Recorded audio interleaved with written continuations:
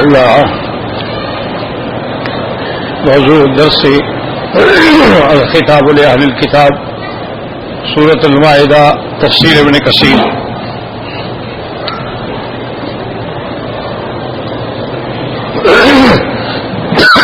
لا حول الحمد للہ رب العالمین والصلاة والسلام على اشرف الانبیاء وسید المرسلین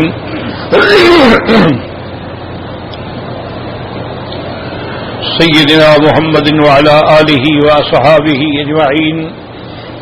اللهم صل على سيدنا محمد وعلى آل سيدنا محمد كما صليت على إبراهيم وعلى آل إبراهيم في العالمين إنك حميد مجيد. أعوذ بالله من الشيطان الرجيم. بسم الله الرحمن الرحيم. يا أهل الكتاب قد جاءكم رسولنا يبين لكم كثيرا مما كنتم تخفون من الكتاب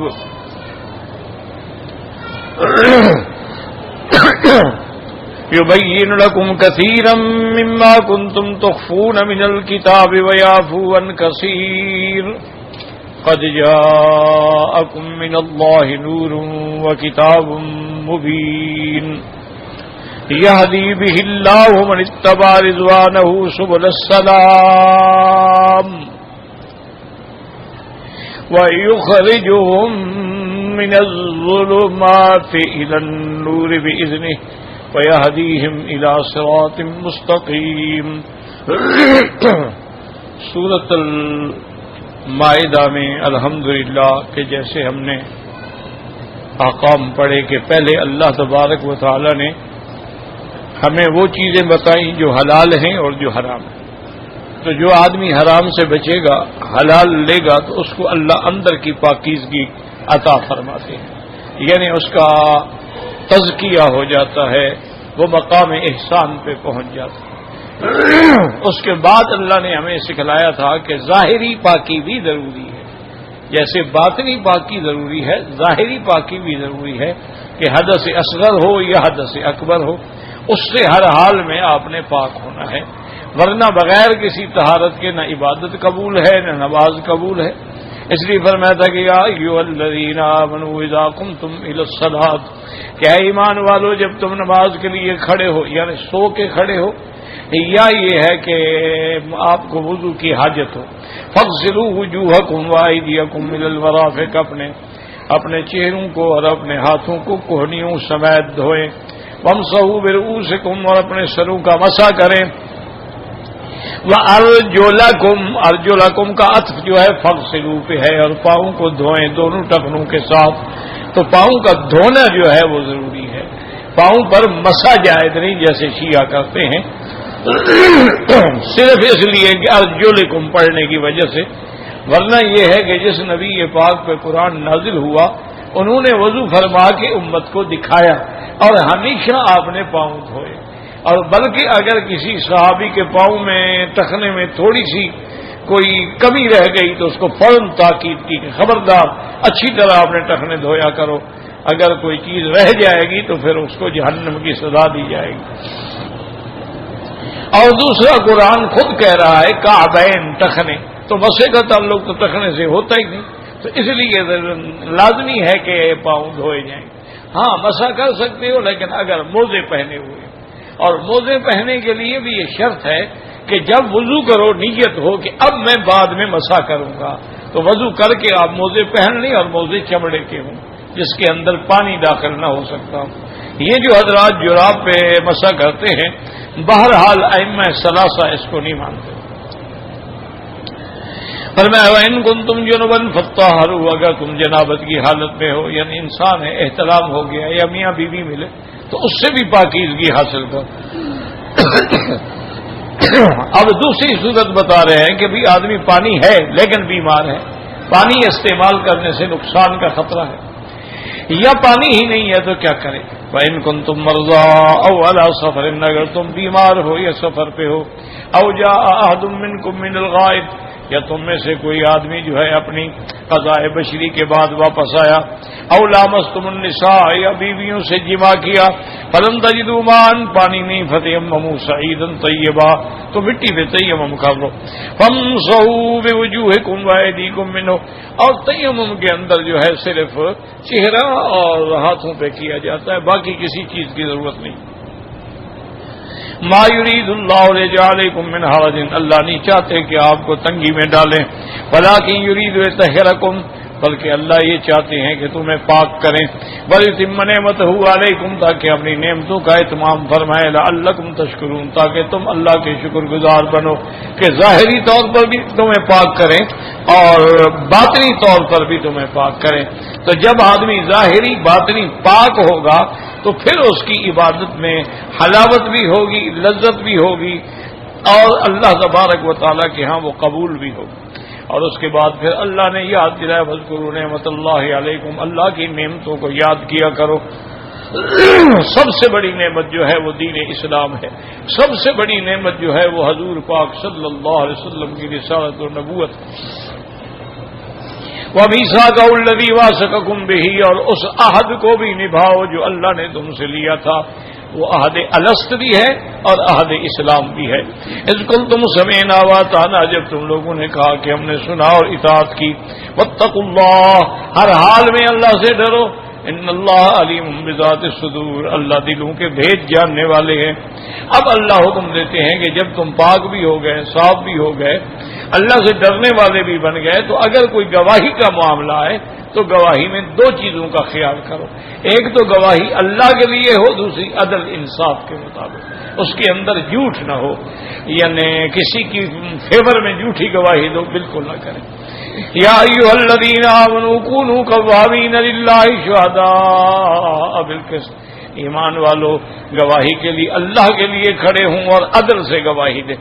ولا یجرمنکم شنآن قوم علی الا تعدلوا، اور نہ تم کو کسی قوم کا بغض اس میں ڈالے کہ تم عدل نہ کرو، جھوٹی گواہی دینا، اعدلوا، عدل کرو ہر حال میں، هو اقرب للتقوی، عدل جو ہے تقوی کے زیادہ قریب ہے۔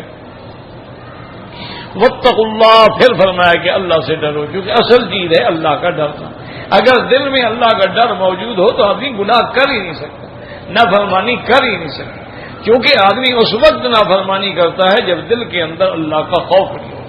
اسی لیے حدیث پاک میں الزانی حین یزنی وہو لا یؤمن، جب زانی زنا کرتا ہے تو گویا ایمان نہیں ہے اس کے اندر، اگر ایمان ہوتا تو ایسا گناہ کیوں کرتا؟ ہر حال میں عدل کریں، واتقوا اللہ، اللہ سے ڈریں، ان اللہ خبیر بما تعملون، اللہ جانتے ہیں جو تم کرتے ہو۔ وعد اللہ الذین آمنوا وعملوا الصالحات لهم مغفرۃ واجر عظیم، اللہ کا وعدہ ہے ان لوگوں سے جو ایمان لائے اور جنہوں نے عمل کیے اچھے، ان کے لیے بخشش بھی ہے اور اجر عظیم۔ اجر عظیم کیا ہے؟ جنت۔ والذین کفروا وکذبوا بآیاتنا، اور جن نے کفر کیا اور ہماری آیات کو جھٹلایا، اولئک اصحاب الجحیم، یہی جہنم والے ہیں۔ یا ایھا الذین آمنوا اذکروا نعمت اللہ علیکم، ایمان والو تم اللہ کی نعمتوں کو یاد کرو، اذ ہم قوم یبسطوا الیکم ایدیہم فکف ایدیہم عنکم، جب ایک قوم نے ارادہ کیا کہ تمہاری طرف ہاتھ بڑھائیں یعنی تمہیں نقصان دیں، لیکن اللہ نے ان کو روک دیا۔ تو کئی دفعہ کافروں نے تمہیں نقصان دینا چاہا، بلکہ سرکار دو جہاں صلی اللہ علیہ وسلم کو قتل کرنا چاہا، لیکن اللہ نے محفوظ رکھا۔ واتقوا اللہ، ہر حال میں اللہ سے ڈرو، وعلی اللہ فلیتوکل المؤمنون، اللہ ہی پر ایمان والے جو ہیں وہ بھروسہ کرتے ہیں اور توکل کرتے ہیں۔ پھر اللہ تبارک و تعالیٰ نے بنو اسرائیل کے ساتھ یعنی پہلی قوموں سے بھی عہد لیے گئے، وَلَقَدْ أَخَذَ اللَّهُ مِيثَاقَ بَنِي إِسْرَائِيلَ، تاکہ اللہ نے بنو اسرائیل سے عہد لیا، وَبَعَثْنَا مِنْهُمُ اثْنَيْ عَشْرَ نَقِيبًا، اور ان میں ہم نے 12 سردار بنائے، اور اللہ نے یہ بھی فرمایا وَقَالَ اللَّهُ إِنِّي مَعَكُمْ، کہ میں تمہارے ساتھ ہوں۔ ساتھ کا معنی ہے کہ اللہ کی نصرت تمہارے ساتھ ہوگی، اللہ کی معیت علمی تمہارے ساتھ ہوگی۔ لئن اقمتم الصلاۃ، اگر تم نمازوں کو قائم کرو، وآتیتم الزکاۃ، اور زکاتوں کو ادا کرو، وآمنتم برسلی، اور میرے تمام پیغمبروں پر ایمان لاؤ۔ جو ایک پیغمبر کو بھی نہ مانے وہ کافر ہے۔ مقصد یہ ہے کہ ہمارا جیسے حضور پہ ایمان ہے، تمام انبیاء پہ ایمان، اگر کوئی آدمی موسیٰ علیہ السلام پہ ایمان لائے اور عیسیٰ علیہ السلام پر ایمان نہ لائے تو وہ کافر ہے. اگر عیسیٰ علیہ السلام پر ایمان لائے اور حضور پاک پر ایمان نہ لائے تو وہ کافر ہے. اس لیے فرمایا وآمنتم برسلی، ایمان لاؤ میرے تمام رسولوں پر، وعزرتموہم اور میرے رسولوں کی مدد کرو، وَأَقْرَضْتُمُ اللَّهَ قَرْضًا حَسَنًا اور اللہ کے راستے میں صرف زکوٰۃ میں نہ رہو بلکہ صدقات و خیرات بھی دیا کرو. اس کو اللہ نے قرضے کے لفظ سے ذکر فرمایا، اشارہ کیا کہ جو صدقہ خیرات کرو گے اللہ ہر حال میں تمہیں واپس کریں. لَأُكَفِّرَنَّ عَنكُمْ سَيِّئَاتِكُمْ پھر ہم تمہارے گناہوں کو مٹا دیں گے. وَلَأُدْخِلَنَّكُمْ جَنَّاتٍ تَجْرِي مِن تَحْتِهَا الْأَنْهَارُ اور تم کو داخل کریں گے ایسے باغوں میں جن کے نیچے نہریں بہتی ہیں. فَمَن كَفَرَ بَعْدَ ذَلِكَ مِنكُمْ اس کے بعد بھی جس نے کفر کیا فقد ضل سواء السبیل وہ بہت دور جا پڑا سیدھے راستے سے. فَبِمَا نَقْضِهِم مِّيثَاقَهُمْ پھر یہودیوں نے جو عہد کیا اور توڑ ڈالا اس کو تو سزا کیا ملی؟ لعناہم ہم نے ان پہ لعنت کی، ان کو اپنی رحمت سے دور کر دیا. وجعلنا قلوبہم قاسیۃ اور ان کے دلوں کو ہم نے سخت کر دیا. اس لیے علماء اور اولیاء فرماتے ہیں کہ اگر آدمی کو رونا نہ آئے اور دل میں رقت پیدا نہ ہو، دعا مانگتے ہوئے آدمی کے دل میں نرمی نہ آئے، آنسو نہ، تو خطرہ ہے کہ ہمارا یہ ہے کہ تمہارا دل بھی سخت ہو رہے ہیں.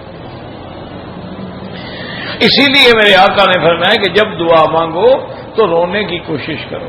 اگر رونا نہ آئے مثلا علم تبکو فتباکو پھر رونے والوں کی شکل تو بناؤ، کم از کم شکل کی وجہ سے تمہاری دعائیں قبول ہو جائیں. تو اگر دل سخت ہو گئے تو علاج اس کا کیا ہے؟ درود شریف پڑھو. علاج اس کا کیا ہے؟ استغفار پڑھو. علاج اس کا کیا ہے؟ اللہ والوں کی صحبت اختیار کرو.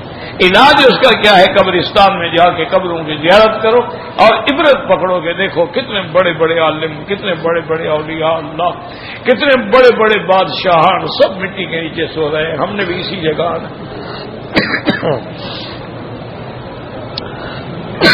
اور یہودیوں کی یہ عادت تھی یحرفون الکلم عن مواضعہ، اللہ تعالیٰ کے کلمات کو ان کی جگہ سے ہٹا دیتے تھے، یعنی یہ کلمات بدل دیے، یا تحریف لفظی یا تحریف معنوی. ونسوا حظا مما ذکروا بہ اور اللہ نے جو ان کے لیے مقرر کیا تھا اس کو بھی بھلا ڈالا. اللہ نے فرمایا میرے مدنی ولا تزال تطلع على خائنۃ منهم الا قليلا منهم اور آپ کو بھی ان کی ان خیانتوں کا پتہ چلتا رہتا ہے کہ وہ خیانت کر رہے ہیں، مگر بہت تھوڑے لوگ ہیں ان میں جنہوں نے خیانت نہیں کی. جیسے عبداللہ ابن سلام ہیں، عبداللہ ابن سوریہ ہے، یا وہ لوگ ہیں جو اہل کتاب سے سچے مسلمان ہو گئے، لیکن جو خیانت کر رہے ہیں ان کو بھی آپ معاف کریں. فاعفوا عنہم واصفح معاف بھی کریں اور درگزر بھی کریں. ان اللہ یحب المحسنین اللہ تبارک و تعالی معاف کرنے والوں کو معاف پسند فرماتے ہیں. اگر کسی سے غلطی ہو معاف کرو، کسی سے غلطی ہو تو درگزر کرو. بلکہ میرے محبوب دو عالم صلی اللہ علیہ وسلم کا فرمان ہے، آپ نے فرمایا سل من قطعک تم اسی سے صلہ رحمی کرو جو تم سے صلہ رحمی توڑتا ہے. اور فرمایا احسن لمن اساء الیک جو تم سے برائی کرے تم بھلائی کرو. واعف عمن ظلمک اور معاف کر دو اس کو جس نے تم پہ ظلم کیا ہے. تو معاف کرنا جو ہے اللہ کو بہت پسند ہے. اور اس کے بعد اللہ نے فرمایا من الذین قالوا انا نصارى اور اس کے بعد اللہ نے ذکر کیا ان لوگوں کا جو کہتے ہیں کہ ہم نصارى یعنی ہم مددگار ہیں عیسیٰ علیہ السلام کے. اخذنا میثاقهم ہم نے ان سے بھی عہد لیا تھا لیکن فنسوا حظا مما ذکروا به انہوں نے بھی بھلا ڈالا جو ان کے لیے نصیب رکھا گیا تھا. فَأَغْرَيْنَا بَيْنَهُمُ الْعَدَاوَةَ وَالْبَغْضَاءَ إِلَى يَوْمِ الْقِيَامَةِ پھر اللہ تبارک و تعالی نے ان کے درمیان میں ڈال دیا ہم نے بغض، اور وہ بغض قیامت تک ان میں رہے گا کہ ان کے فرقے بن گئے اور ایک دوسرے کو کافر کہتے رہے کافر کہتے رہے، اور اب بھی وہ کافر کہتے ہیں. کیونکہ نصرانیوں کے اندر بھی مشہور فرقے جو ہیں وہ تین ہیں، ملکانیہ، نستوریہ، یعقوبیہ. ایک فرقہ تو وہ ہے جو عیسیٰ علیہ السلام کو خدا کہتا ہے، اور ایک فرقہ وہ ہے جو عیسیٰ علیہ السلام کو خدا کا بیٹا کہتا ہے. اور ایک فرقہ وہ ہے جو کہتے ہیں کہ حضرت عیسیٰ علیہ السلام اور مریم اور جبرائیل ان تین میں ایک خدا ہے، تو تینوں کافر ہیں، ان کے کفر میں کوئی شبہ نہیں ہے، تو اس لیے وہ قیامت تک ایک دوسرے سے بغض رکھتے ہیں۔ وَسَوْفَ يُنَبِّئُهُمُ اللَّهُ بِمَا كَانُوا يَصْنَعُونَ، اور پھر قیامت میں اللہ ان کو خبر دیں گے، کیا معنی سزا دیں گے، جو کچھ انہوں نے دنیا میں کیا ہے اس کا اللہ تبارک و تعالی حساب لیں گے اور اللہ تبارک و تعالی سزا دیں گے۔ اس لیے علماء نے لکھا ہے، یاد رکھو کہ اگر مسلمانوں میں بھی فرقے بن جائیں اور جماعتیں بن جائیں اور ایک دوسرے کو کافر اور دوسرے کو مقابلہ، تو سمجھ لو کہ یہ بھی اللہ کے عذاب کی ہے، یہ اللہ کا عذاب۔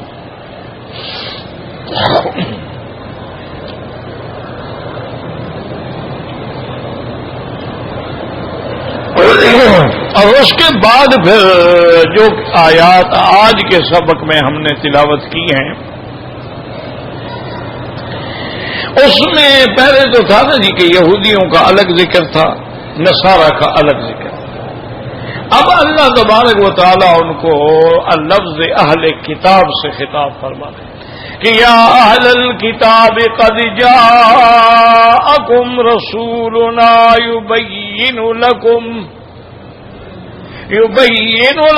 کثیرا مما کنتم تخفون من الکتاب ویعفو عن کثیر۔ اللہ نے فرمایا کہ اہل کتاب تحقیق آیا تمہارے پاس ہمارا رسول، اور جو کھولتا ہے ان چیزوں کو جن کو تم چھپاتے ہو، اور سب کو بھی نہیں کھولتا، تمہارے سارے عیب نہیں کھولتا، بلکہ بہت ساری چیزوں سے تم کو معاف کر دیتا۔ قد جاءکم من اللہ نور وکتاب مبین، تحقیق آئی اللہ تعالی کی طرف سے تمہارے پاس روشنی اور کتاب کھلی، اور وہ کتاب کیا کہتی ہے؟ یہدی بہ اللہ من اتبع رضوانہ سبل السلام، ہدایت دیتی ہے جو اللہ کی رضا پہ چلے ان کو ہدایت دیتی ہے طریق نجات کی، سبل السلام نا نجات والے رستے کی۔ وَيُخْرِجُهُم مِّنَ الظُّلُمَاتِ إِلَى النُّورِ، اور نکالتے ہیں ان کو اندھیروں سے نور ایمان کی طرف اللہ کے حکم سے۔ وَيَهْدِيهِمْ إِلَى صِرَاطٍ مستقیم، اور وہ کتاب ان کو ہدایت کرتی ہے صراط مستقیم کی۔ اب سمجھیں کہ یہاں پہلی چیز یہ ہے کہ اللہ کے رسول آئے ہیں، وہ بیان کرتے ہیں ان چیزوں کو جن کو تم چھپاتے ہو۔ کیا معنی یہ ہے کہ مثلاً حضور صلی اللہ علیہ وسلم کی آمد جو ہے اس کا ذکر تورات میں بھی، انجیل میں بھی، کتب سابقہ میں بھی بڑی تفصیل سے موجود، ہر چیز لکھی، یعنی اتنی بڑی وضاحت تھی کہ مولدہ بمکہ تھا کہ وہ اللہ کا نبی مکے میں پیدا ہوگا، وَمَهْجَرَهُ بِيَثْرِبَ، اور مدینہ منورہ کی طرف وہ ہجرت کریں گے۔ اور یہ بھی لکھا ہوا تھا کہ یأکل الہدیۃ ولا یأکل الصدقہ، وہ ہدیہ تو قبول فرمائیں گے، استعمال بھی فرمائیں گے، لیکن صدقے کا مال نہیں کھائیں گے۔ اور یہ بھی اس میں لکھا تھا کہ بین کتفیہ علامہ، کہ دو کندھوں کے درمیان پشت کی جانب سے ان کی علامت نبوت بھی ہوگی۔ یہ ساری چیزیں لکھی، بلکہ صرف لکھی ہوئی نہیں تھیں، ان کے پاس تو حضور پاک صلی اللہ علیہ وسلم، سیدنا ابو بکر، سیدنا عمر، ان کی باقاعدہ تماثیل انہوں نے بنائی ہوئی تھی، یعنی تصاویر انہوں نے بنائی، بی بی ام حبیبہ فرماتی ہے کہ جب میں حبشے سے مدینہ منورہ کے لیے آ رہی تھی، بی بی ام حبیبہ حضور کی بیوی ہے اور ان کا نکاح جو ہے حضور کے حکم سے وکیل بن کے بادشاہ نجاشی نے کیا تھا، اور پھر بڑے اکرام کے ساتھ آپ کو روانہ کیا۔ تو راستے میں فرماتی ہیں کہ ایک گرجا تھا، عیسائیوں کا کلیسا تھا، تو وہاں آ کر ہم نے پڑاؤ کیا، ٹھہر گئے۔ تو ان کا جو پادری تھا اس نے پتہ کیا ابھی یہ کون لوگ ہیں۔ انہوں نے کہا بھی یہ اصل میں تو مکہ کے لوگ ہیں، لیکن ہجرت کر کے حبشہ گئے تھے، اب حبشے سے مدینہ منورہ جا رہے ہیں۔ وہ پادری بی بی صاحبہ فرماتی ہے کہ ہمارے پاس آیا، ہمیں سلام کیا اور کہنے لگا کہ اللہ کے نبی جو پیدا ہوئے ہیں جن کا نام محمد الرسول اللہ ہے صلی اللہ علیہ وسلم، تم میں کوئی ہے اس قافلے میں جو ان کو جانتا ہو؟ تو بی بی ام حبیبہ نے کہا اللہ کے بندے ہمارے خاندان سے ہیں اور میں تو ان کی بیوی ہوں۔ انہوں نے کہا اچھا، تو نے کہا اچھا آؤ پھر میں تمہیں کچھ دکھاتا ہوں۔ وہ کہتی ہے کہ مجھے بھی اور دو چار میرے ساتھ جو عورتیں تھیں ان کو بھی لے کے وہ اپنے مندر میں گیا، کلیسا میں گیا، اندر ایک خاص کمرہ تھا بڑا خوبصورت، اور اس میں ساری الماریاں لگی ہوئی تھیں دیواروں کے ساتھ۔ اس نے ایک الماری کا دروازہ کھولا تو سامنے ایک بڑی قد آدم تصویر بنی ہوئی تھی۔ انہوں نے کہا اس کو جانتے؟ انہوں نے کہا ہم نہیں جانتے۔ وہ اسی طرح دکھاتا گیا دکھاتا گیا دکھاتا گیا دکھاتا گیا، ہم نے کہا ہم نہیں جانتے۔ جب بالکل آخری الماری کے پاس آیا تو اس نے جب کھولی تو کہا پہن کہا ہاں تھا محمد رسول نے کہا یہ تو محمد مصطفیٰ ہے۔ تو حضور کی بھی تمثیل انہوں نے بنائی۔ اس نے پھر ساتھ والی الماری کھولی، کہا پہچان تو یہ کون؟ کہا ابو بکر ہیں۔ ادھر والی الماری کھولی، انہوں نے کہا پہچان دے؟ کہا یہ عمر ہیں۔ کہتی ہیں ہم حیران ہو گئے، ہم نے کہا تمہیں کیسے پتا؟ انہوں نے کہا ہماری کتابوں میں آپ کا پورا حلیہ ہے۔ تو بعض بادشاہوں نے اسی حلیے کو سامنے رکھ کر جو بڑے بڑے فنکار ہوتے ہیں ان کو حلیہ بھی بتا دو تو تصویر بنا دیتے ہیں۔ تو بی بی ام حبیبہ نے آ کے حضور کو بھی بتلایا کہ ایسے ہم نے دیکھا ان کے پاس تو آپ کی تصویریں بھی موجود ہیں، پھر بھی ایمان نہیں لے آتے۔ تو اس لیے اللہ نے فرمایا کہ تم جو چھپاتے ہو نا، اور اسی طرح احکام کو چھپاتے تھے۔ جیسے آیت رجم ہے، وہ کہتے تھے کوئی رجم نہیں، زانی کے لیے کوئی رجم نہیں، اور قذف والے کے لیے کوئی رجم نہیں۔ قذف جانتے ہو؟ قذف کا معنی ہوتا ہے تہمت لگانا۔ لیکن تہمت لگانے کا کیا مطلب ہے کہ اگر کوئی آدمی کسی پاک باز مرد پہ یا عورت پہ زنا کی تہمت لگائے، اس کو کہتے ہیں قذف، اور اس کے لیے اللہ نے حد رکھی ہے کہ اگر وہ قذف اس نے تہمت لگائی ہے 80 کوڑے اس کو مارے جائیں۔ لیکن یاد رکھیں کہ قذف کے لیے یہ شرط ہوتی ہے کہ جس نے یہ تہمت لگائی ہے وہ بچہ تو نہیں، اگر بچہ ہے تو کوئی اعتبار نہیں، وہ پاگل تو نہیں، اگر پاگل ہے تو کوئی اعتبار نہیں، وہ کافر تو نہیں۔ اور اسی طرح یاد رکھیں کہ جس پر حد لگائے، جس پر تہمت لگائی گئی ہے وہ محسنہ ہو، محسن ہو، کیا معنی؟ پاک باز ہو۔ اگر ایک عورت پہلے ہی طوائف ہے تو اس پہ کیا تہمت ہے؟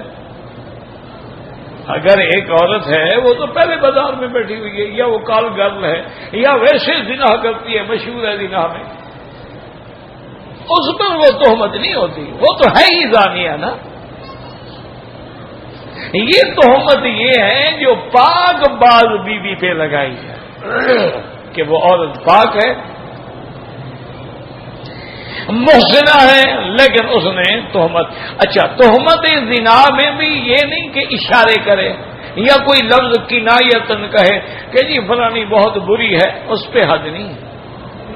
صراحت لفظ ہو کہ اس نے زنا کیا، پھر اس پہ اگر ثابت نہ کر سکے، گواہ نہ لے آ سکے، تو پھر اس کو 80 کوڑا مارا جائے. تو اس لیے یاد رکھیں کہ ان لوگوں نے ان حدود کو چھپا دیا تھا. جیسے حد ہے کہ بھئی حد کا معنی ہوتا ہے کہ جو اللہ نے قرآن میں ایک حدیں بیان کر دی جن کو کوئی توڑ نہیں سکتا ہے. تلک حدود اللہ، یہ اللہ کی حدیں مقرر کرتا ہے. کسی بندے کو حق نہیں ہے کہ اب ان کو توڑ سکے، کم کر سکے یا زیادہ کر سکے.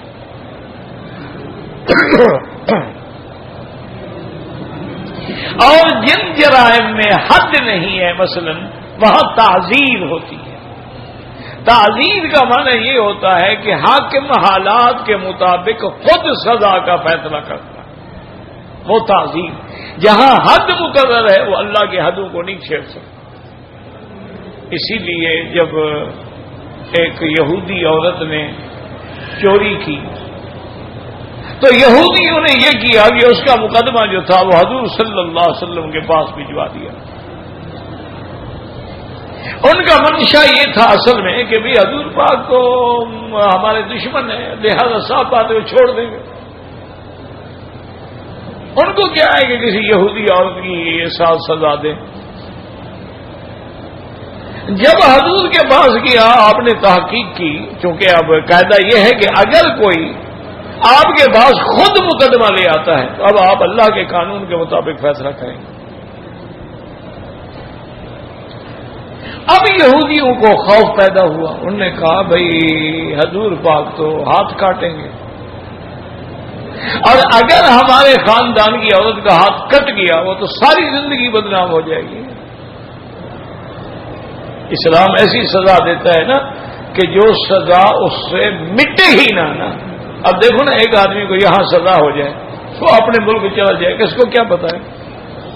وہ کہے نہیں جناب تو وہاں بڑے آرام سے رہے ہیں، بڑے مزے کی ہیں، بڑی دولت کمائی ہے، نہیں پتا کہ آپ جیل کاٹ گئے ہیں. لیکن جو حد ہے نا جی کہ ہاتھ کٹا ہوا ہے وہ تو بتائے گا نا جناب ٹنڈے کیسے ہو گئے آپ. وہ تو ہر وقت اس کے گلے میں ہے نا. اسلام ایسی سزا دیتا ہے کہ جو بچ نہ سکے. اور اسلام کی سزا کا منشا یہ ہوتا ہے کہ تمہارا ہاتھ اب اتنا لمبا ہو گیا کہ اپنی جیب کے بجائے لوگوں کی جیب میں جاتا ہے، تو اس کو چھوٹا کرو، کاٹو اس کو. تو جب ان کو پتہ لگا کہ حضور تو سزا دیں گے، اور سزا بھی قطع ید کی دیں گے، ہاتھ کاٹیں گے،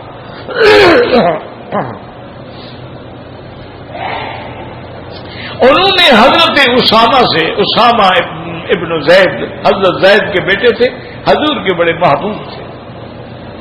حضور کا حضرت زید بھی محبوب تھے، ان کا بیٹا بھی محبوب تھا. ان یہودیوں نے حضرت اسامہ کو راضی کیا کہ دیکھو بھائی تم جا کے حضور سے کہو کہ وہ کوئی مسلمان عورت تو نہیں ہے نا کہ اس پہ آپ ہاتھ جاری کریں، وہ تو یہودیہ ہے. اور پھر اگر حضور رعایت کریں گے تو ہو سکتا ہے ہمارے دلوں کے اندر بھی کچھ اسلام کے لیے رغبت پیدا ہو. تو حضرت عثمان ان کی باتوں میں آ گئے، حضور صلی اللہ علیہ وسلم کی خدمت میں آئے اور کہا کہ یا رسول اللہ وہ عورت جو ہے مسلمان نہیں ہے، یہودی ہے، تو ضروری ہے کہ ہم اس پہ ہاتھ جاری کریں. حضور اتنا ناراض ہوئے، آپ نے فرمایا کہ اتشفع فی حد من حدود اللہ، خبردار اللہ کے حدود میں سفارش کرنے آئے ہو. اور یہ تاریخی جملہ میرے مدنی پاک نے فرمایا کہ لو ان فاطمہ بنت محمد سرقت نعوذ باللہ لقطعت یدہا، اگر میری بیٹی فاطمہ بھی چوری کرے تو میں ہاتھ کاٹ دوں. اعاذہ اللہ. اس لیے یاد رکھیں کہ حدود جو ہیں لیکن یہودی چھپا دیں، اللہ کے نبی نے پھر وہ سب کچھ ظاہر کر دیا. اس لیے اللہ تبارک و تعالی نے فرمایا کہ میرا پیغمبر آیا یبین لکم، سب کھول دیا. کثیرا مما تخفون، بہت چیزیں جو تم چھپاتے تھے، ویعفو عن کثیر۔ اور اس کے بعد پھر اللہ تبارک و تعالی نے فرمایا کہ قد جاءکم من اللہ نور و کتاب مبین۔ یہاں دو لفظ ہے، یاد رکھو، ایک نور اور ایک کتاب۔ اکثر مفسرین یہ فرماتے ہیں کہ نور سے مراد بھی کتاب ہے، قرآن ہے، اور کتاب سے مراد بھی کتاب ہے۔ یعنی اسی نور کی تفسیر کیا ہے؟ یہ بات تفسیری ہے کہ کتاب مبین، اور اس کی تائید بھی ہوتی ہے قرآن سے کہ بہت جگہ پر اللہ نے قرآن کو نور کہا ہے۔ اللہ نے فرمایا انزلنا الیک نورا مبینا، میرا مدنی ہم نے آپ کی طرف نور بھیجا ہے، نور اتارا۔ فرمایا واتبعوا النور الذی انزل معه، تم اس کی اتباع کرو جو نور ہم نے اللہ کے نبی کے ساتھ اتارا ہے، یعنی اللہ کا قرآن۔ تو اللہ نے قرآن کو نور بھی فرمایا، تو یہاں بھی مراد کتاب ہے، قرآن ہے۔ اور بعض مفسرین فرماتی ہیں کہ نور سے مراد محمد مصطفیٰ ہے، اور کتاب مبین سے مراد جو ہے وہ اللہ کا قرآن ہے۔ لیکن یاد رکھو، اگر نور سے مراد حضور بھی ہوں تو مراد نور ہدایت ہے، جیسے اللہ پاک فرماتے ہیں یا ایھا النبی انا ارسلناک شاہدا ومبشرا ونذیرا وداعیا الی اللہ باذنہ وسراجا منیرا۔ تو یاد رکھیں، اس سے مراد یہ بہت سارے لوگ غلطی میں یا محبت میں یا غلو میں بڑھ جاتے ہیں کہ حضور پاک جو ہیں وہ بشر نہیں ہیں بلکہ نور ہیں، بلکہ اللہ کے نور کا ٹکڑا ہے۔ یہ عقیدہ رکھنا جو ہے، یاد رکھو، کفر ہے، کیونکہ نص قطعی ہے کہ اللہ کے پیغمبر بشر ہیں۔ اللہ نے فرمایا آپ اعلان کر دیجئے انما انا بشر مثلکم، میں تمہاری طرح انسان ہوں۔ یہ اللہ نے مجھے شرف دیا ہے کہ میرے اوپر وحی آتی ہے، تمہارے پاس وحی نہیں آتی، مجھے نبی بنایا لیکن میں بشر ہوں۔ اسی طرح اللہ نے یہ بھی فرما دیا وما ارسلنا من قبلک الا رجالا نوحی الیہم، کہ میرے مدنی آپ سے پہلے بھی جتنے ہم نے رسول بھیجے سارے کے سارے مرد ہیں اور انسان ہیں۔ اسی طرح ہمیشہ یاد رکھیں کہ حضور پاک نے خود بھی فرمایا کہ انما انا بشر انسا کما تنسونا فاذا نسیت فذکرونی۔ آپ نے فرمایا میں بھی تمہاری طرح انسان ہوں، بھولتا ہوں جیسے تم بھولتے ہو، اگر میں بھول جاؤں تو مجھے بات یاد کرایا کرو۔ سیدہ عائشہ صدیقہ رضی اللہ تعالیٰ عنہا سے پوچھا کہ حضور جب گھر آتے ہیں تو کیا فرماتے ہیں؟ آپ نے فرمایا انہ بشر من البشر، وہ بھی انسان ہے۔ آتے ہیں تو کبھی اپنے کپڑے کو ٹانکا لگاتے ہیں، کبھی اپنی جوتی کو ٹانکا لگاتے ہیں، کبھی ہمیں کھانا پکانے میں بھی مدد دیتے ہیں، کیونکہ وہ بھی ایک انسان۔ اور اسی لیے حضور نے فرمایا انا سید ولد آدم، میں آدم کی اولاد ہوں، اور آدم کی اولاد کا میں سردار ہوں، لیکن ہوں آدم کی اولاد۔ تو اس لیے ہمیشہ یاد رکھیں کہ جہاں لفظ نور آئے، بس یہ نہیں کہ ایک لفظ کو پکڑ لو اور باقی قرآن کی ساری آیتیں چھوڑ دو، یہ کیا بات ہے؟ یہی تو عیسائی کہتے ہیں نا کہ قرآن میں ہے انا نحن نزلنا الذکر، تحقیق ہم نے قرآن اتارا ہے۔ وہ کہتے ہیں جمع کا صیغہ ہے، اور جمع میں تو تین ہوتی ہیں، لہذا ہمارا تین والا عقیدہ ثابت ہو گیا۔ ایک لفظ جمع سے تو استدلال پکڑو، لیکن جہاں اللہ نے فرمایا الہکم الہ واحد، اس آیت کو چھوڑ دو، قل هو اللہ احد، اس آیت کو چھوڑ دو۔ تو اس لیے یہ ہمیشہ باطل فرقے کا کام ہوتا ہے کہ ایک آیت کو پکڑ لو اور 10 آیتوں کو چھوڑ ڈالو. اس لیے یاد رکھو کہ نور جو ہے ایمان بھی نور ہے. اللہ فرماتے ہیں اللہ ولی الذین آمنوا یخرجہم من الظلمات الی النور. اللہ مومنوں کے دوست ہیں، ان کو کفر کے اندھیروں سے نور ایمان کی طرف نکالتے ہیں. تو جب آدمی ایمان لے آتا ہے تو یہ بھی نور ہے.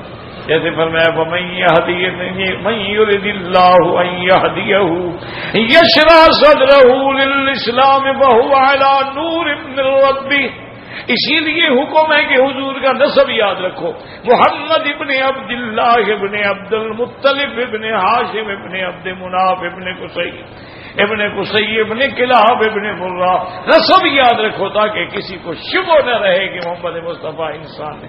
عبداللہ کا بیٹا ہے، عبد المطلب کا پوتا ہے، سیدہ خدیجہ کا شوہر ہے، اور بی بی رقیہ ام کلثوم زینب فاطمہ الزہرا کا ابا ہے، حسن حسین کا نانا ہے.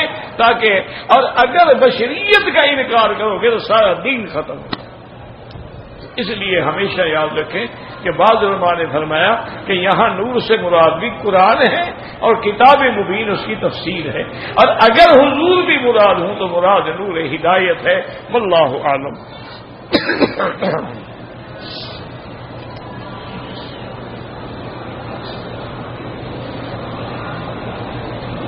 کہتے جی کہ اللہ نے عالم ارواح میں جو وعدہ لیا تھا پھر روح سے پوچھیں گے تو روح کس کے اندر ہے؟ ابھی جو میں تم سے سوال کروں تو تم سے بھی ہوگا، روح سے بھی ہوگا. یہ کیا ہے؟ اشکال کیا ہے؟ جب تم قیامت میں اٹھو گے تو روح بھی تمہارے اندر ہوگی. روح نہ ہو تو سب کو سوال پوچھنے کا مطلب ہی کوئی نہیں. اسی لیے تو ہے نا کہ جب آدمی قبر میں آتا ہے چاہے روح چلی جائے فتوعاد روح ہو الی جسدہ، پھر اس کے جسد کی طرف لوٹایا جاتا ہے، پھر سوال جواب ہوتا ہے.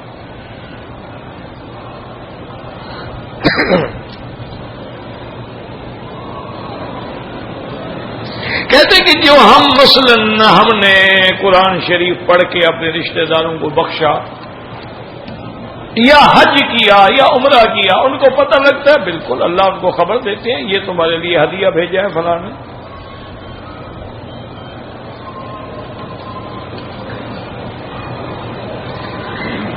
حضور نے بھی 20 رکعت تراویح پڑھی ہے، اور حضور کے زمانے سے لے کر آج 1435 سال گزر گئے. اسی لیے حرمین الشریفین میں ہمیشہ 20 تراویح پڑھی جاتی ہے.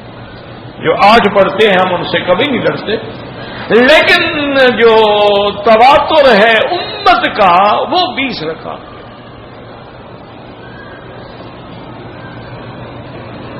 اگر کسی عورت حافظہ ہے حیض کی حالت میں، امام ابو حنیفہ رحمۃ اللہ علیہ فرماتے ہیں کہ حیض کی حالت میں بھی یاد قرآن نہ پڑھے. اگر استانی ہے، بچے پڑھ رہے ہیں جو غلطی کریں تو ان کو ایک ایک لفظ تو بتا سکتی ہے، پوری آیت نہ پڑھے. لیکن بعض ائمہ کرام فرماتے ہیں کہ حالت حیض میں اس کو قرآن کو ہاتھ لگانا تو منع ہے، لیکن اگر یاد بچوں کو پڑھاتی رہے تو کوئی حرج نہیں.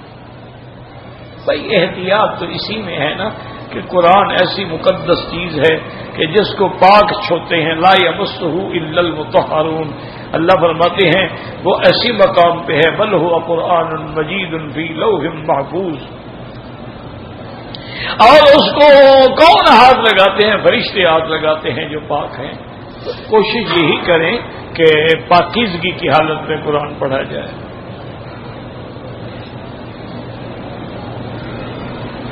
اگر میں نے اپنی پابندی کی وجہ سے اپنے والد کا حج بدل اس بندے سے کرا رہا ہوں جس نے پہلے اپنا حج نہیں کیا ہے، ہو تو جائے گا حج، لیکن افضل یہ ہے کہ اس سے کراؤ جو پہلے اپنا کر چکا.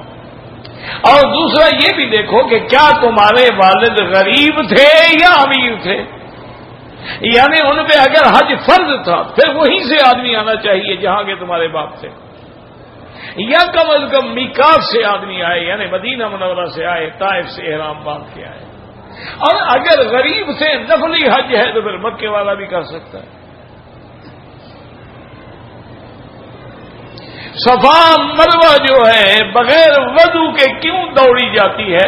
دوڑنا کوئی عبادت تو نہیں ہوتا نا، آپ دوڑ لگاؤ باہر کوئی عبادت ہے؟ یہ تو حکم ہے کہ دوڑو بس۔ بی بی صاحبہ دوڑی تھی، اور چونکہ صفا مروہ مسجد سے باہر ہے اس لیے وضو کی پابندی نہیں تھی۔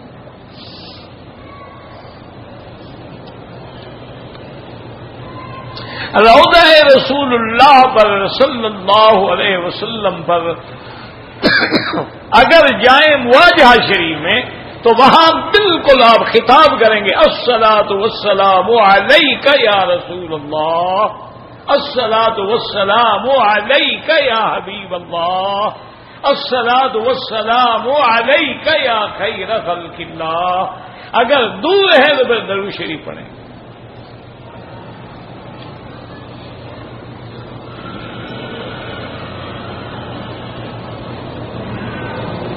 ایک آدمی نے اپنے گھر سے احرام باندھ کے عمرہ کیا ہے، حدود حرم سے باہر نہیں گیا، وہ عمرہ نہیں ہوتا، اس کی محنت بلا وجہ ہے۔ اگر حد حرم سے عمرہ ہوتا، حضور بی بی عائشہ کو کیوں بھیجتے تنیم؟ حرم میں تو موجود تھی بی بی عائشہ، فرماتے احرام باندھو، نیت کرو اور جا کے طواف کراؤ، صفا مروا دوڑو، عمرہ کرو۔ پر میں نہیں، بھائی کو لے کے جاؤ حد حرم کے باہر، چونکہ اقرب الہل جو ہے وہ تنعیم تھا، اس لیے فرمایا کہ وہاں جاؤ، چونکہ یہ قریب تھا، باقی سب دور تھے۔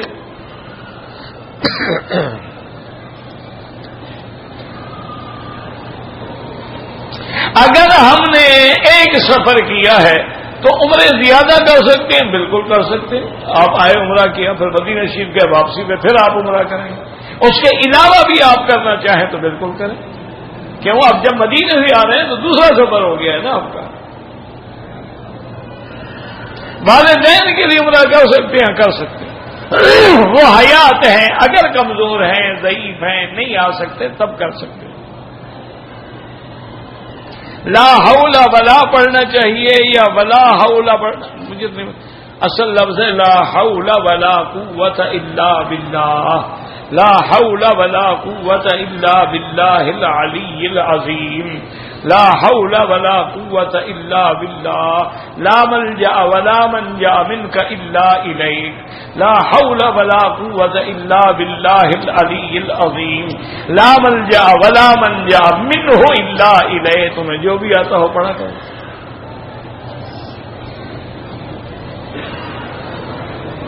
پینٹ شرٹ پہننا گناہ ہے؟ گناہ تو نہیں ہے، لیکن اگر بازو یہ آپ کی کوہنی نکلی ہوئی ہے تو نماز مکروہ ہو جاتی ہے۔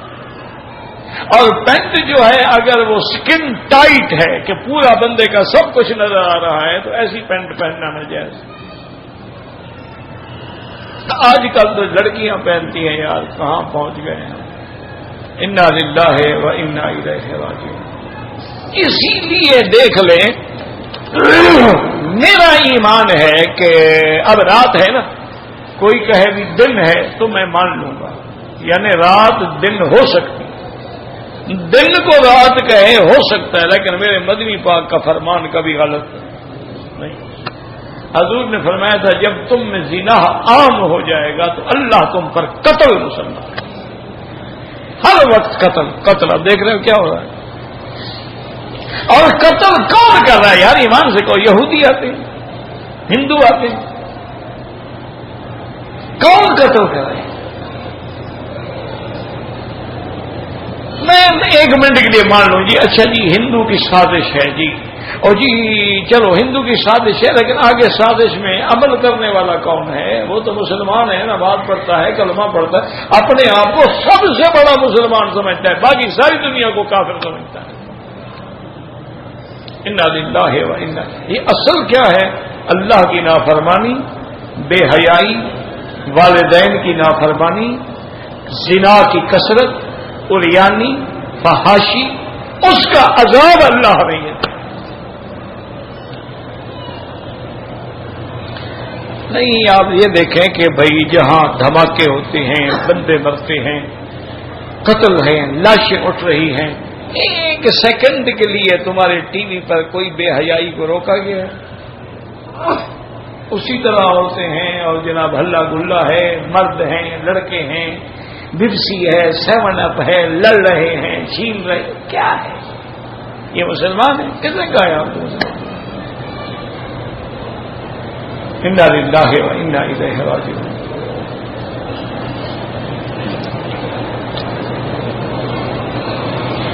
ایک پور کی طرح یہ پور ہوتا ہے جی، یہ انگلی کا جو جوڑ ہے اس کو پور کہتے ہیں۔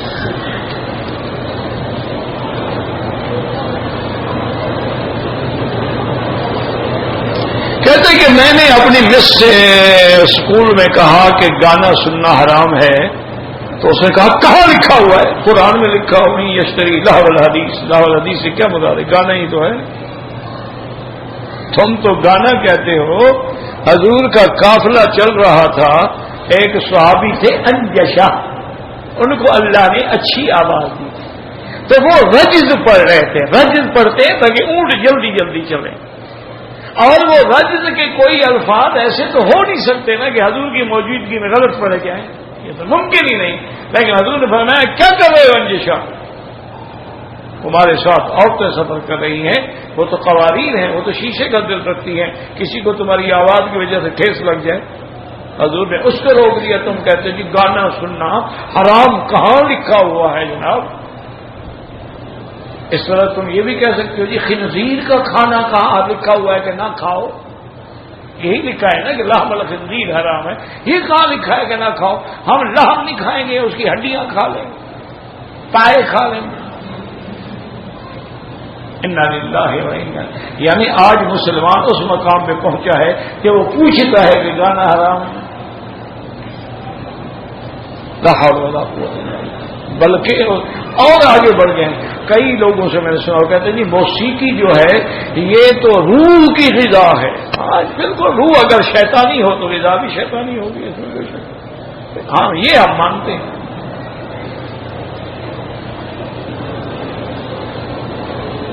نماز کے دوران میرا وضو ٹوٹ جاتا ہے، کوئی بات نہیں، ہر نماز کے لیے نیا وضو کرو پھر پڑھتے رہو۔ ہم مدینے جانا ہے، وہاں سے جدہ آئیں گے، جدہ سے کراچی، مدینے سے واپس آ کر پھر جدہ جاؤ، پھر آپ احرام باندھ کے آئیں گے۔ اگر مدینے سے مکہ آئیں گے تو احرام باندھ کے آئیں گے، مدینے منورہ سے جدہ جائیں گے تو کوئی احرام نہیں۔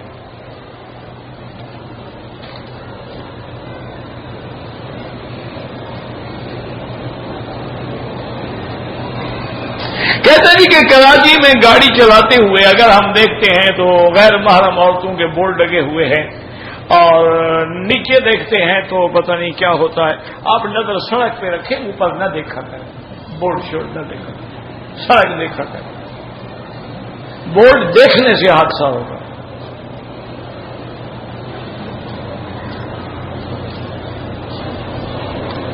داڑھی ایک مشت ہونا ضروری ہے۔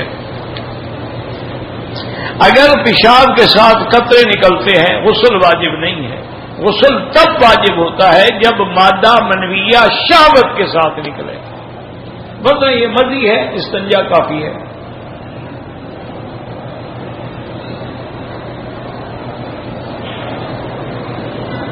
ایک عورت نے بینک میں زیور رکھتی ہے، فوت ہو گئی، اس کا سود آ رہا ہے، وہ سود حرام ہے، سود لے کے غریبوں کو دے دو، ثواب کی نیت نہ کرو، اصل جو ہے وہ اس کا ہے جس کا جو مالک ہے۔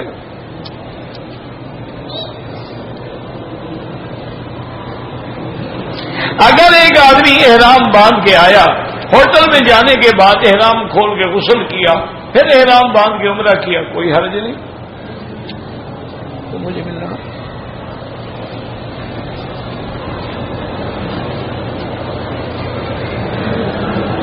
میرے والد نے جگہ لی تھی زمین کے مکان بنائیں گے، اب بیچ دی ہے، تو اب تو آپ کو زکوٰۃ دینی پڑے گی۔ اس وقت اگر مکان کی نیت تھی تو اتنے سالوں کی زکوٰۃ نہیں ہے۔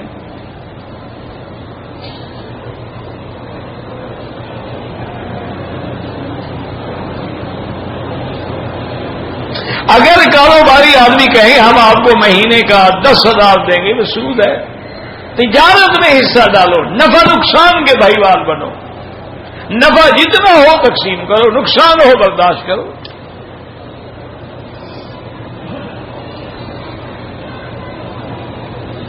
اگر بچہ چھوٹا ہے اور دوبارہ حمل ٹھہر جائے، نہیں گرا سکتے حمل آپ، جن عورتوں کے ایسے بچے ہوتے ہیں گراتی رہتی ہیں. یہ کیا تہذیب ہے تمہیں؟ لوگ بچوں کے لیے ترس رہے ہیں، تم گرا رہے ہو.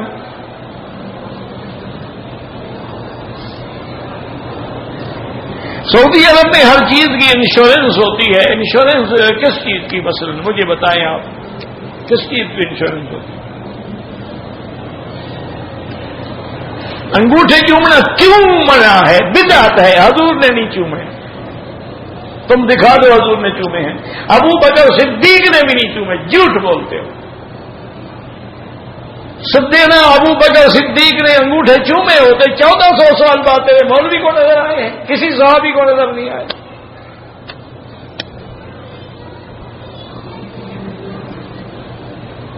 دوست کی شادی نہیں ہو رہی، سورۃ الرحمن پڑھ کے دعا مانگو.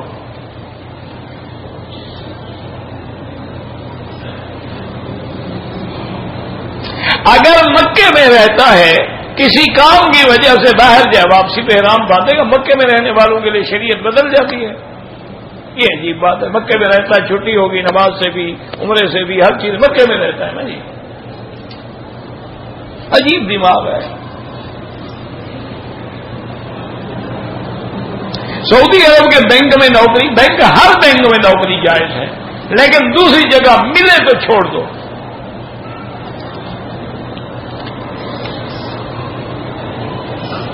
اگر ایک حنفی مسلک ہے، اس نے عصر اور مغرب کے درمیان میں 3 یا 4 طواف کیے، بعد میں 2 رکعت پڑھ لے، کوئی بات نہیں.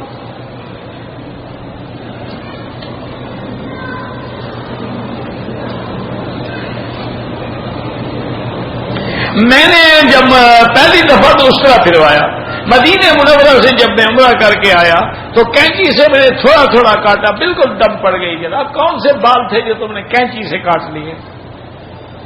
اس طرح پھروا کے مدینے گئے تھے، کتنے دن میں بال نکل آئے کہ کینچی بھی چلنے لگ گئی اس پر. دم ادا کرو، بال بھی پھرواؤ، اس طرح بھی پھرواؤ.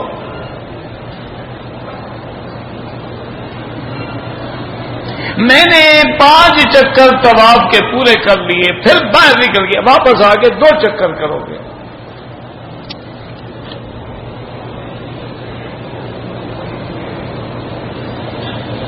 بہرحال مشین میں بال آئے ہیں تو کوئی دم نہیں آئے ہیں تو دم ہے. اگر میں نے ایک دوست نے طواف بھی کیا، صفا مروا بھی کیا، لیکن کپڑے پہن لیے، دوسرے دن سر منڈوایا، دم پڑ گئی.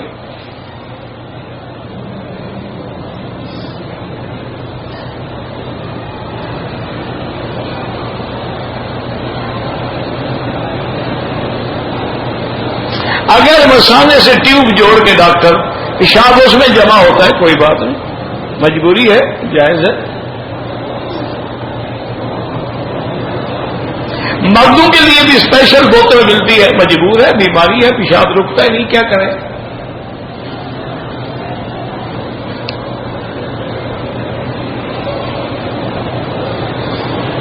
جو لوگ باہر سے آئے ہیں، عمرہ کر چکے ہیں، اب مکے میں رہتے ہوئے عمرہ کریں، پھر ان کو میقات تنعیم، مسجد عائشہ یا جیرانہ جانا پڑے گا. مسجد عمرہ سے جو عمرہ کرتے ہیں بالکل ثواب ہے. ثواب کیوں نہیں؟ داڑھی کالی نہ کریں، باقی کوئی اور رنگ لگا لیں. میرے والد زندہ ہیں لیکن بیمار ہیں، وہ نہیں آ سکتے، اس کے لیے عمرہ کر سکتے ہیں آپ.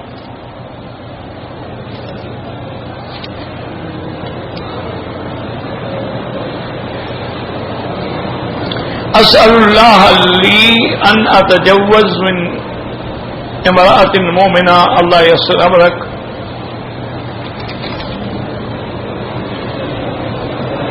نمازی کے آگے نہ گزریں، حرم میں مجبوری ہے، سجدے کی جگہ سے دور گزریں.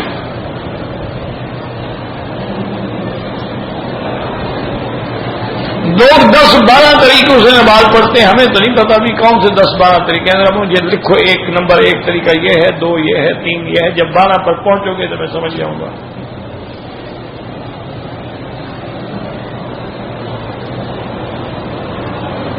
اس اعظم،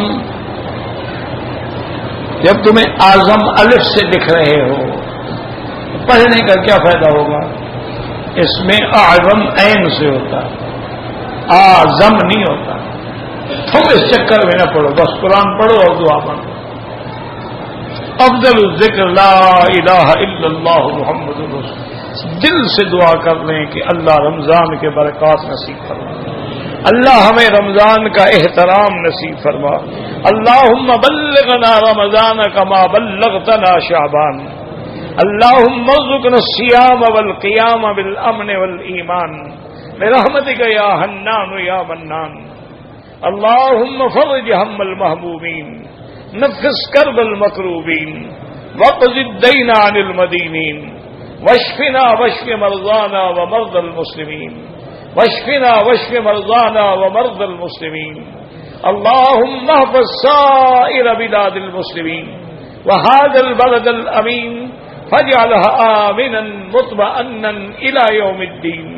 یا اللہ بیماروں کو شفا عطا فرما، یا اللہ اس عاجز کی ہم سب کی بیماریاں دور فرما، یا اللہ بے حیاؤں کو حیا عطا فرما، بے دینوں کو دین عطا فرما، بے اولادوں کو اولاد عطا فرما، قرض داروں کے قرض عطا فرما، جن کا رزق تنگ ہے ان کے رزق میں برکتیں عطا فرما، جن کے گھروں میں بچیاں ہیں ان کے رشتے آسان فرما، یا اللہ رمضان المبارک کا صحیح استقبال نصیب فرما، یا اللہ رمضان میں قیام و سیام نصیب فرما، صحت و عافیت کے ساتھ رمضان کے حقوق ادا کرنے کی توفیق عطا فرما۔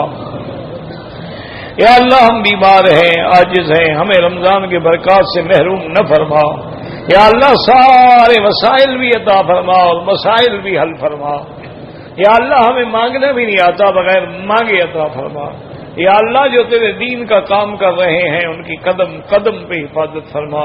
ربنا تقبل منا انك انت السميع العليم وتب علينا انك انت التواب الرحيم، وصلى الله تعالى على خير خلقه سيدنا محمد وعلى اله وصحبه اجمعين، اللهم صل على سيدنا محمد